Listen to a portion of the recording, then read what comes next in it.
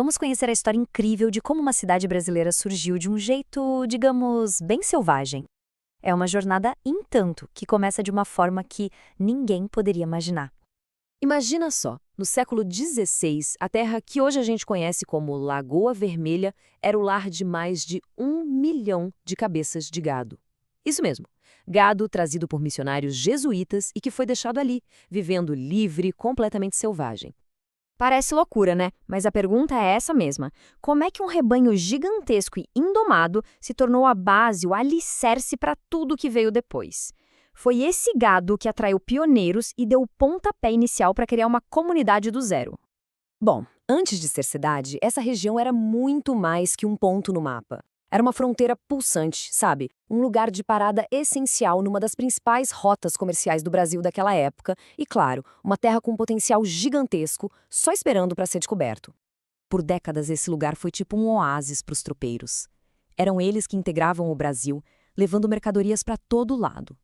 Era ali que eles e os animais podiam finalmente descansar da jornada super cansativa até a famosa Feira de Sorocaba, que era o grande centro econômico do período.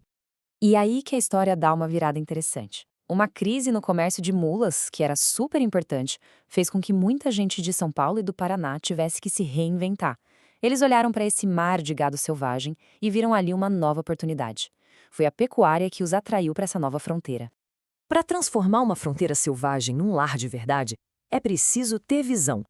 E nessa terra, a visão, o sonho, pertenceu a um homem em especial. Esse homem era José Ferreira Bueno, e ele não viu só terra e mato. Ele enxergou uma comunidade. As ações dele foram os tijolos dessa construção. Ele não só descobriu o potencial da terra, como se mudou com a família, interagiu com os povos indígenas para ajudar a manejar o gado e ergueu as primeiras construções, a capela, a casa dele e também uma senzala, que é um registro importante da realidade daquela época.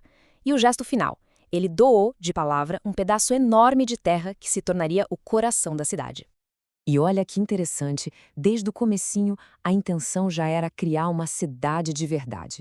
No dia 25 de janeiro de 1845, o lugar foi oficialmente fundado com o nome formal São Paulo de Lagoa Vermelha, em homenagem ao santo do dia. Mas claro, a história nunca é tão simples, né? O caminho para se tornar uma cidade independente foi longo e cheio de obstáculos. Foi, na verdade, uma verdadeira batalha administrativa contra uma cidade vizinha. E essa linha do tempo aqui mostra bem a confusão. Foi um verdadeiro cabo de guerra político. Repara só na instabilidade. Em 1850, vira distrito de Vacaria. 7 anos depois, consegue virar sede. Mais meses depois, tudo é desfeito. Anos mais tarde, ressurge, só para ser engolida de novo. Esse vai e vem caótico mostra o quanto a autonomia era disputada e como a identidade da cidade foi forjada nessa briga longa e teimosa pela independência. Depois de décadas de incerteza, a perseverança daquela gente finalmente deu resultado.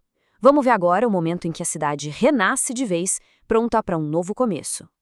E essa data, 26 de janeiro de 1883, é um marco zero. É o dia em que a luta política finalmente acaba e a cidade de Lagoa Vermelha nasce oficialmente do jeito que a gente conhece hoje. Com a identidade política garantida, a cidade se tornou um polo de atração.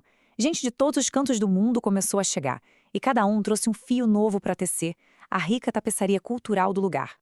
É fundamental lembrar que, antes de todo mundo, os donos da terra eram os povos originários, os Guarani. Sobre essa base chegou uma onda poderosa de imigração italiana, começando lá nos anos 1880, com famílias que se tornariam parte fundamental da identidade local. Mas não parou nos italianos, não. A história foi ganhando novos sotaques. Chegaram colonos da Alemanha, da Polônia, da França, do Oriente Médio. A comunidade se tornou um mosaico global de culturas.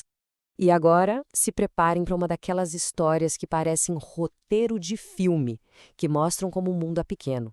Pensa só, a corte portuguesa foge de Napoleão e vem para o Brasil. Com eles, vem um camareiro real, João Moreira Garci. O filho dele fica por aqui. Anos depois, um médico inglês, Dr. Mogen, está passando pela região, começa uma chuva forte e ele pede abrigo justamente na casa desse filho. Desse encontro, que foi por acaso, nasce um casamento que une as famílias Garcis e Mogen. É um exemplo perfeito de como os grandes eventos do mundo acabam impactando a vida das pessoas e a história de uma comunidade. No fim das contas, a história de Lagoa Vermelha nos faz pensar: o que é uma cidade, se não a soma de incontáveis jornadas individuais? Cada família, cada luta, cada encontro inesperado, tudo isso junto tece a identidade de um lugar. É uma bela reflexão, não é?